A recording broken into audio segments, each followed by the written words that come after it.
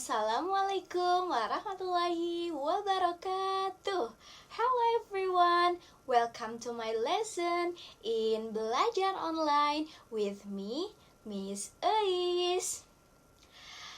Today we are going to learn how to ask suggestion, how to give suggestion, and how to respond it. Jadi, hari ini kita akan belajar gimana sih cara kita meminta saran kepada orang lain, cara kita memberi saran kepada orang lain, dan menanggapi saran yang telah diberikan orang lain kepada kita. Sebelumnya, Miss Ais mau tanya, kalian tahu nggak sih apa itu suggestion? What does suggest mean? Suggest mean to give a suggest, to introduce our purpose and idea or planning for someone consideration. Jadi maksudnya adalah memberi saran yang mana bisa berupa mengenalkan atau mengusulkan ide atau rencana untuk pertimbangan seseorang dalam mengambil sebuah keputusan. Jadi gimana sih bentuk suggestion itu? Suggestion can be in form, jadi bentuk suggestion itu bisa berupa solution, solusi, idea, ide, planning, rencana, or advice atau nasihat. Selanjutnya, kita akan menyaksikan sebuah video tentang suggestion. Dari video yang telah kalian lihat, di situ ada anak yang bosan. I am bored, Mom. Dad, let's go camping.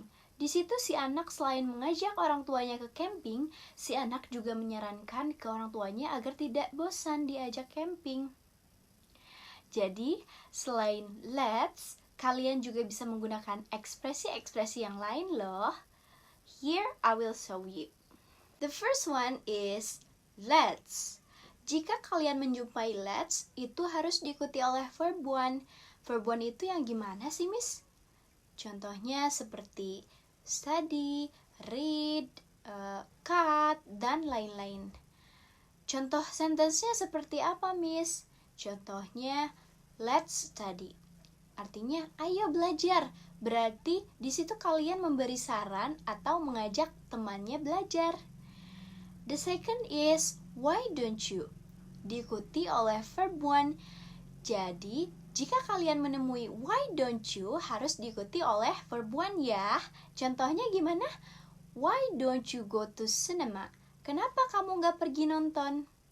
Dan selanjutnya kalian bisa menggunakan you could diikuti oleh verb one. Jika itu kalimatnya aktif, di situ ada could. Kalian bisa mengetahui kalaupun ada salah satu model auxiliaries di mana kalimat sesudahnya verb harus diikuti oleh verb ing, verb one. Contohnya gimana? You should go home earlier. Kamu bisa pulang lebih cepat. Selanjutnya ada how about dan what about. Sekilas seperti mirip ya, tapi di situ ada perbedaannya loh. Jika how about itu harus diikuti oleh doing something or doing activity, atau harus diikuti oleh verb ing. Contohnya, how about going to cinema? Bagaimana kalau nonton aja?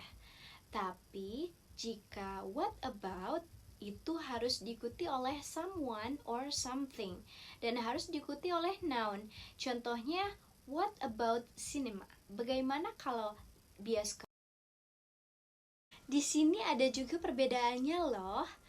Jika what about artinya kalian itu masih kurang yakin terhadap saran yang kalian berikan.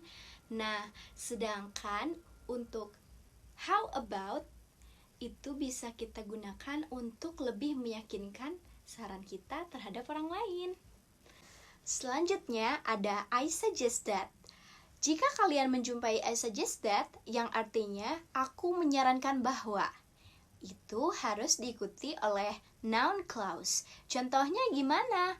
I suggest that you need to visit your mom. Dan yang terakhir ada you should yang harus diikuti oleh verb one. Di sini you should adalah termasuk salah satu contoh model auxiliaries. Jadi jika kalian menjumpai you should dan could I itu harus diikuti oleh verb one. jika itu kalimatnya aktif. Contohnya gimana? You should visit your mom. Selain memberikan saran kepada orang lain, kalian juga bisa meminta saran kepada orang lain loh. Gimana caranya? Dengan menggunakan modal shall and should. Contohnya gimana ya? Shall we do homework tomorrow? Apakah kita sebaiknya ngerjain PR besok? Atau what should I do? Apa yang seharusnya aku lakukan?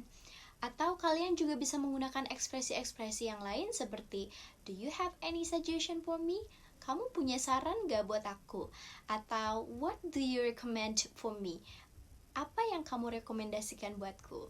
Atau yang terakhir, kalian bisa menggunakan do you have any idea? Kamu punya ide nggak? Nah, itu adalah beberapa expression of suggestion untuk meminta saran kepada orang lain.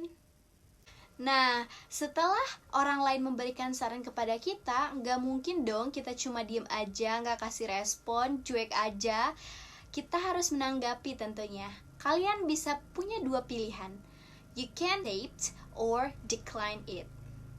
Kalian bisa menerima saran dari orang lain dan kalian juga bisa menolak saran orang lain. Jika kalian akan menerima saran dari orang lain, kalian bisa menggunakan ekspresi-ekspresi yang ada di samping. Contohnya, it sounds great. It sounds good to me. That is good idea. Let's do that. Okay, I will. Nah, itu tadi ekspresi-ekspresi yang bisa kalian gunakan ketika menerima saran dari orang lain. Tapi jika kalian mau menolak, kita nggak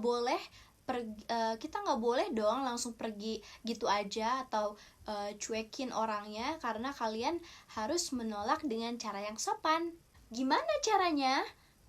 Dengan menggunakan ekspresi-ekspresi yang ada di samping. Contohnya, I don't think that's a good idea. I'm not sure about that.